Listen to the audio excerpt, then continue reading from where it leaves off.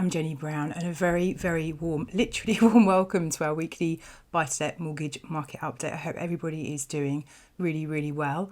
Lots of great things to cover off this week. We've got some changes from lenders in terms of criteria and pricing. There's been some interesting moves with regards to some challenger bank offerings and also something new in bridging finance as well. So lots of great things to cover off from the lenders. We've also got some interesting news with regards to the ever hotting up UK housing market at the moment. So lots of good things to run through today. Also, I've had some people email me asking about the notice board that you can see behind me here. So to answer the question, there is a noughts and crosses game going on there that I played against my son. I got thrashed, unfortunately. There's a theme here. And also there's a drawing that someone's asked what it is, so I'll show you at the end of the video if you're interested. Lendingvest have made some changes to their criteria and pricing over the last week. So first of all, what they have done is reduce the rental calculation on one of their 75% loan to value 5-year fixed rate products, which means that essentially you can borrow more per pound of rental income than you could previously.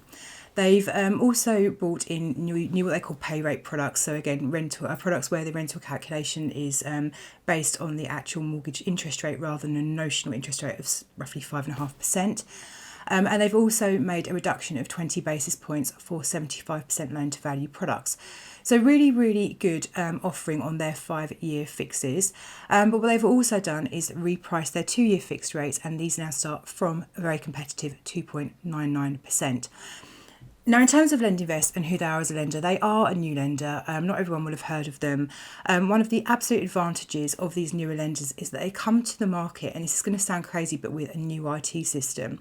And what these new IT systems are is very much geared up to the kind of concept of using technology to improve the mortgage application process. If you take some of the kind of, very sort of long-standing lending institutions, these guys will have IT systems which are very, very, not necessarily, well, they will be old, but they have been updated, but what they are is quite cumbersome and restricted. And actually for lenders to kind of change these systems is going to cost them, a huge amount of money, which means that they can be quite hamstrung in terms of what they can do. Whereas these newer lenders are able to really pioneer the use of technology, using things like open banking, AVMs to really kind of expedite the mortgage application process, which obviously, when we're looking to take mortgages out, we do want them to, the applicants want them to go through as quickly as possible. So actually this can be, really, really useful. So in terms of service, I really do rate Lendingvest. In terms of their lending policy, again, it's really, really strong. So they lend to limited companies and individuals. They don't mind how many properties you've got in the background. The mortgage has to mature by your 85th birthday. They don't have a minimum income requirement as long as you're borrowing up to 75% loan to value. Now, they do have 80% loan to value products as well, but to access these, there is a threshold income requirement of £40,000 per year. They can remortgage against open market value from day one of ownership. Interestingly, they do allow an overpayment facility of up to 10% of the balance per year. In the more vanilla end of the market, so with the clearing banks, a 10% overpayment facility is very, very standard.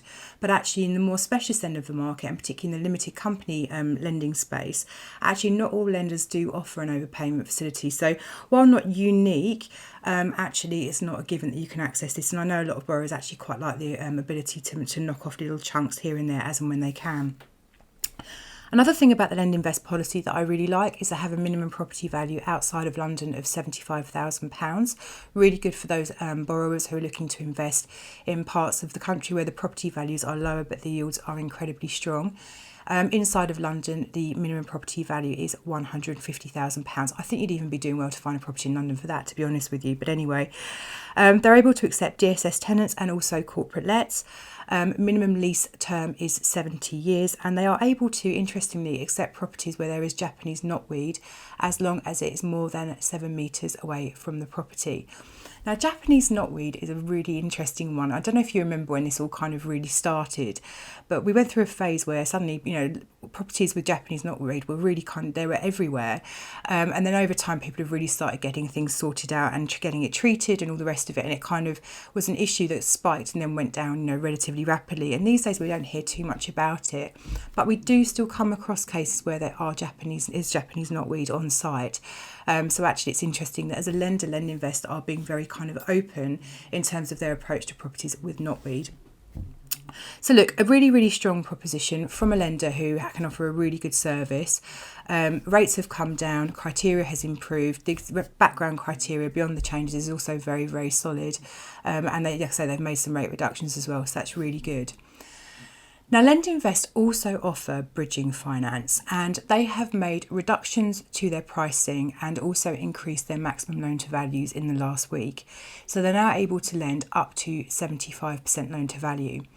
Now, interestingly, and I guess this just proves that every day really is a school day, I was going through the Lendingvest bridging finance kind of policy, and I learned, and I hadn't realised previously, that they actually do what's called a refurb to let product.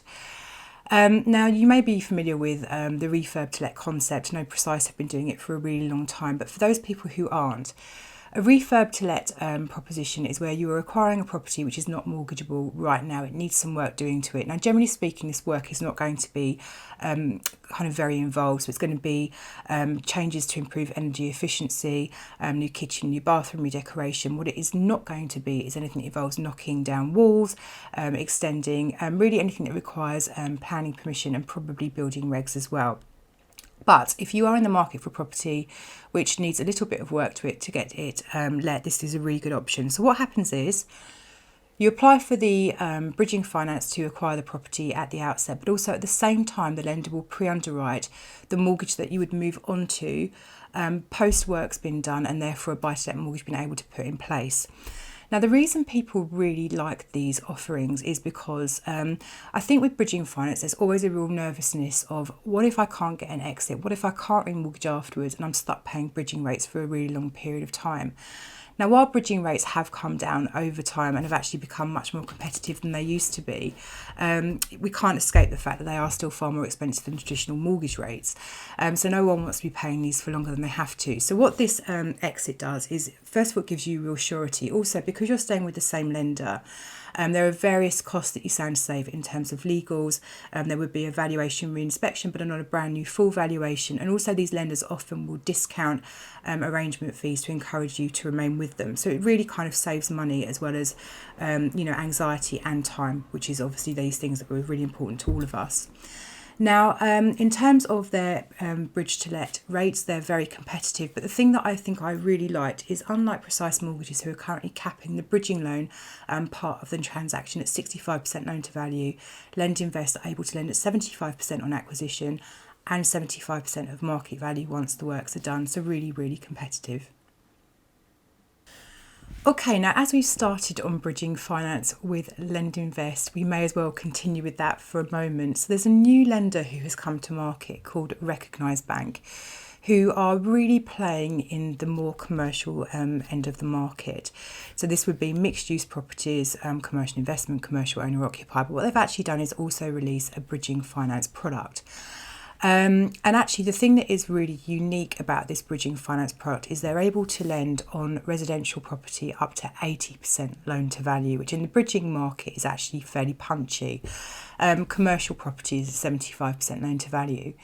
So look, if you are in the market for bridging finance and actually making sure that you've got a high loan to value is really important to you, then Recognised could be a really good solution.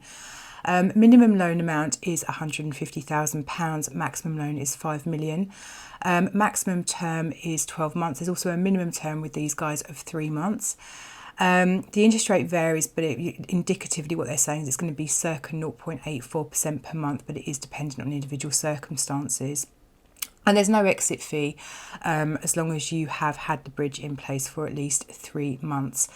Now, what they do is they retain interest. So what that means, and this is something that if you haven't come across or used bridging finance before, it's probably worth just going into. So when you're applying for a bridging loan, the lender will say, okay, well, we're happy to lend at 80% loan to value gross. But then what they're going to do is, generally speaking, they're going to take the interest that you would pay over the term of the arrangement. So say it was 12 months, they would take 12 months worth of interest and knock that off of the initial advance. So what that means is that over the period of the duration of the bridge, you haven't actually got to make any payments. But what it does do is eat into the amount of money that you have to find up front, essentially. Now, there are other lenders who will allow you to service the interest, which a lot of our clients actually do tend to prefer because they have cash flow. It's the kind of initial upfront money that's more of a sticking point for those guys. But actually, everyone's situation is different, as this can still work really, really well. So yeah, also what the lenders will do, generally speaking, just to carry on with that for a moment, is they will not only knock off the interest, but they generally tend to knock off the arrangement fee or part of the arrangement fee from the initial advance as well. Speaking of arrangement fees, Recognise are charging a 2% fee on their bridging finance, which is really, really standard across the market. But yes, a great new lender in, offering 80% on bridging finance could be really useful for someone who's looking for higher LTV finance to help them with a investment refurb project. Landbay have brought out some new products for non-portfolio landlords in the last week. So non-portfolio landlords, they're classifying as anyone who has 3 or less buy-to-let properties at the point of application. So the rates are very good. They start from 2.85%. And I think these are particularly appealing for those people who are buying through a limited company. So Landbay will lend to individuals and limited companies. Being really honest, I can't entirely understand why you would use Landbay's products and therefore pricing, looking around at all their other criteria. If you weren't using a limited company, I think they're probably cheaper rates, but in the limited company space, it's actually very good. So look, you to borrow with Landbay, they will lend to you up to the age of 85. They do want you to have an income of £25,000 a year. However, if you do have 2 years worth of letting experience under your belt, they only need you to earn £15,000 per year. They do remortgages against open market value from day one. There's a no maximum number of properties in the background. Their minimum property value is £65,000, which is very good. They're able to accept corporate lets, DSS tenants and housing association lets as well. And their minimum term requirement on a lease at the point of application is 60 years, which again is very good. They're also able to accept studio flats where the size, the footprint, as it were, is more than 30 square metres. So actually, in terms of the Landbay offering, like I say, in the limited company space, this is where I think this is very, very good. For those people with 3 or less buy-to-lets, actually the pricing reduction means that some of their rates have become very close to the top of the pile in terms of pricing. Moving on to the changes with the challenger banks this week. The first change we've seen comes from Shorebrick, who have really tried to streamline their product offering. I think really to make it more understandable to people, make things more straightforward. Now, in terms of what they've done, so they've essentially lumped all of their residential investment property types into one classification. So what they used to do is have products for standard properties, products for small HMOs, larger HMOs and multi-units and portfolio loans. And there was different pricing depending on the property type and depending on the loan to value. What they've done is they've kind of lumped all of the different property types in together and then just put in 3 different pricing bandings depending on the loan size. They have rates for loans of less than 150,000, rates of between 150 and 1 million, and then a different set of rates again for loans of over £1 million. In terms of the pricing, so the rates now start from 4.14%. I guess it's really interesting for me. Shorebrick are a lender who we have been incredibly fond of for many years, and actually since the day they started lending. They are a challenger bank. They do come to the table with a more commercial view on lending than a typical kind of buy-to-let lender would, which means that they really are able to consider more complicated transactions. They're able to really get their heads around things. And actually, while they do have a core piece of lending policy, and there are some fairly hard lines within that. There are certain things they simply would not do. Actually, for these guys, it's all about really understanding the deal in the round and really making a very commercial decision to lend based on whether they think that actually, it's a good risk or not. So look, in terms of who is a Shorebrick borrower, so first of all, you can go to Shorebrick if you're a limited company or you're borrowing individually. They're also able to accept LLPs. They're able to consider more complicated company structures, so layered companies. They're able to accept where one of the directors is offshore, for example, which is really helpful. Now they are able to lend on HMOs and multi-units. There is no strict limit on the size of these. So, in theory, you could have a 30-bedroom HMO and they could consider this for you. They can lend within the first 6 months of ownership against open market value. So there's lots of really neat things within the criteria, but I think one of the things that I really like about Shorebrick is their ability to offer portfolio finance. This is where they take a single loan secured against multiple properties. Now, this arrangement isn't going to be for everybody, but for some landlords, it's really appealing because it is one mortgage payment, one, fixed rate end date. The management of your finances in this regard is very, very simple. Now, there are some complexities around if you were to sell just one property within your portfolio, how much you would have to pay back to the lender. And this applies for all of the portfolio arrangements from the market. This certainly isn't just directed towards Shorebrick. But say, for example, your overall gearing in your portfolio was 50% loan to value and you sold one property. A lot of our borrowers would naturally expect that you'd sell your property and have to pay back the equivalent of the mortgage to keep the existing, the debt at 50% loan to value on the remaining portfolio, which would be a really reasonable assumption. The terms and conditions that sit around these portfolio loans are such that the lender actually can insist on receiving the whole proceeds from the sale. So essentially you don't end up with any money in your pocket, which would mean that the ultimate gearing across the portfolio may then be sub 50% loan to value. Now, lenders don't always, insist on this by any stretch of the imagination. In my experience, particularly with lenders like Shorebrick, they're very much about relationship with clients. They would rarely call on this. But just to know that when you do these portfolio arrangements, there are some kind of peculiarities that you need to be aware of. So if this is something you're thinking about doing, just give us a call and we can talk about this in a bit more detail. But like I say, it really is fantastic that Shorebrick are looking to streamline their offering. If I was a landlord with one buy-to-let property in my personal name and it was a really straightforward property, would I go to Shorebrick and pay 4.14% or more? No, I wouldn't. But actually there are many landlords who have some fairly complicated situations, and Shorebrick are a really fantastic lender, very, very well placed to help you out with those. Our other challenger bank change this week has come from Hampshire Trust Bank. Now, Hampshire Trust are, compared to someone like Shorebrick, for example, they're a relatively new player to the market, but actually they're very, very good. I think it's fair to say that they've had their struggles with service, as so many other lenders have, and are continuing to do so actually. But actually they are now much more on top of things than they were previously, so hopefully the service is back up and running and where it should be. Ordinarily they're very, very good. So what they've done is they have first of all reduced their 5-year fixed rate products, so their rates now start from 4.03%. And what they've also done is made a change to their lending policy, which is fairly key. So what they've done is removed the need for a debenture across limited company lending within certain sort of parameters. Now, a debenture is where, if you're lending to a limited company, most lenders will take a legal charge over the property which they're putting a mortgage on. But a debenture is where the lender actually places a charge over the company which is lending to also. Now, back in the day when I first started at Mortgages for Business, when there were dinosaurs roaming the earth, debentures were very, very normal. Indeed, when I took out my limited company buy-to-let mortgage with Paragon roughly 5 years ago, I had to actually give them a debenture as well. So they took a charge over my limited company. And the reason lenders like these is because it means that if the borrower is not, for example, paying their mortgage on time, or if it was, a leasehold property, weren't paying their ground rent service charges.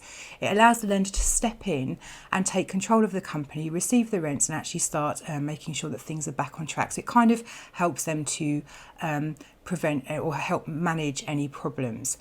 Now, in terms of the borrower, people are often not very keen on these debentures. First of all, because, the borrower's kind of view tends to be, I'm giving you the property as security. Why on earth do you want to take a charge over the company as well?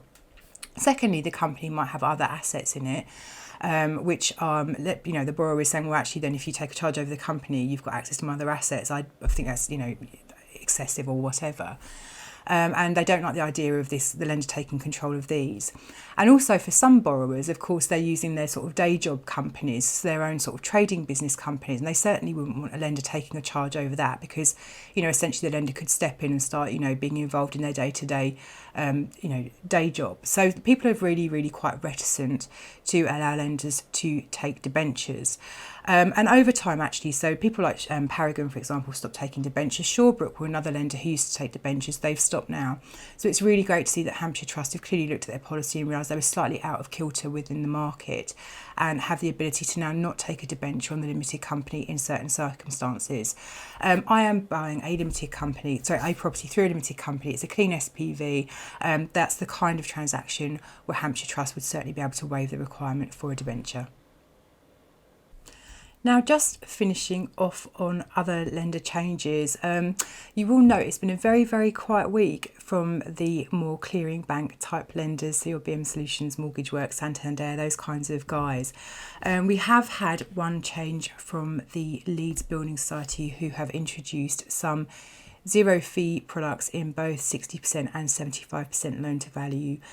Lending for both their portfolio and non-portfolio landlord products. The Leeds are a lender. They're very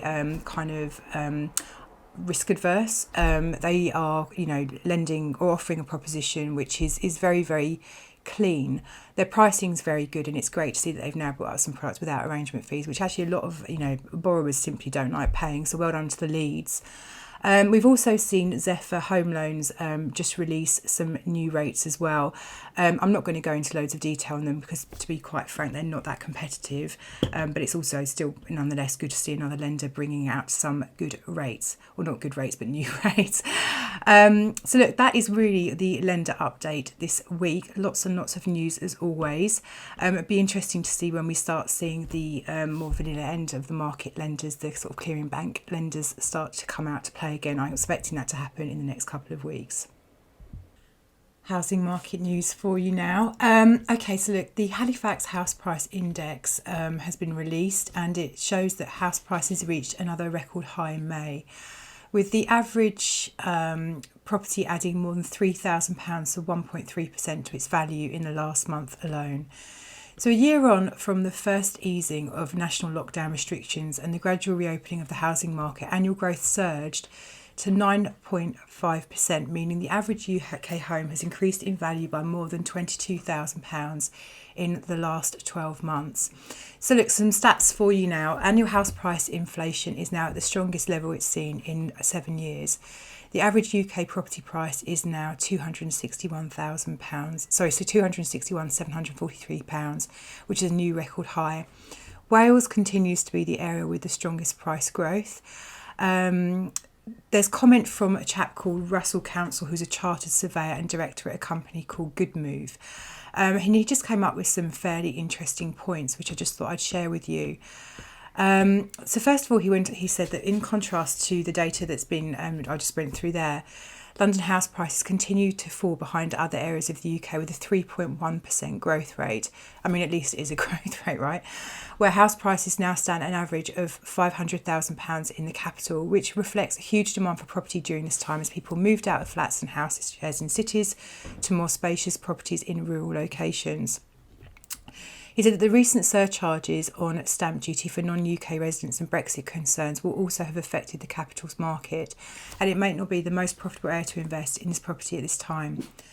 Now, these figures follow the announcement of the government's First Homes initiative last Friday, offering first-time buyers in England a discount of up to 50% on a new build home. However, as mortgage approvals and new buyer inquiries have risen to 44%, there is a danger that the scheme could result in more demand for properties than actual supply.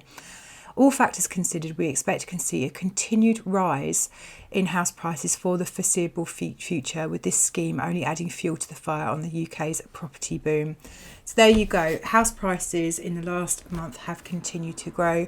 And actually, every time I read a report on what people are expecting, everyone's saying that they're actually expecting the house price growth to continue for the rest of this year.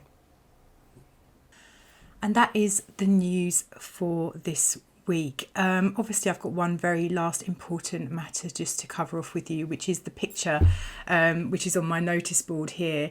So look, I asked my lovely niece Caroline, who is 6, to draw a picture of me, and she did so. And because the likeness to me is uncanny, I really felt that this needed to be saved. So I don't know if you can see that in the camera. Yeah, uncanny, isn't it? But that is the picture that I proudly display on the wall behind me. It was drawn with much love, if not accuracy, I hope. So look, thank you as always for joining us. If you have any questions, we would love to hear from you. 0345 345 6788, or do give us a call, go on our website for a look around there, mortgagesforbusiness.co.uk. In terms of what we're expecting to happen over the next week or so, I think there's a lot of lenders who are really kind of snowed under just dealing with applications, which is why we're not seeing the kind of movement in the pricing in the more vanilla end of the market. I am expecting things to start sort of getting a move on again over the next coming weeks, but obviously we'll just keep you updated as and when things change. But for now, look after yourselves. I believe we're about to get some rain, which I can't believe I'm saying this, but I think will be quite welcome. But look, have a great weekend, and I'll catch you next time.